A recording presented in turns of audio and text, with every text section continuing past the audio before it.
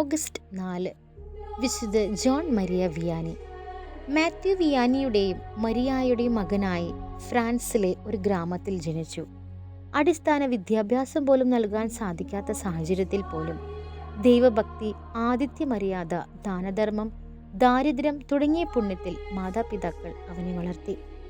French വിപ്ലവത്തിന്റെ ബാക്കി പത്രമെന്നോണം മതവിശ്വാസത്തെ എതിർത്തും വൈദികരെ കൊന്നു മാർപ്പാപ്പയെ ജയിലിലടച്ചും ക്രിസ്തീയ മതത്തെ പീഡിപ്പിച്ചിരുന്ന കാലഘട്ടത്തിൽ ആടുകളെ മേയ്ക്കുന്ന നമ്മുടെ ജോൺ ബാല്യത്തിൽ തന്നെ തൊഴുത്തിലും കച്ചിക്കൂനയിലും മരപ്പുത്തിലും ബലിയർപ്പണവും പ്രസംഗങ്ങളും ആരും കാണാതെ നടത്തിപ്പോന്നു.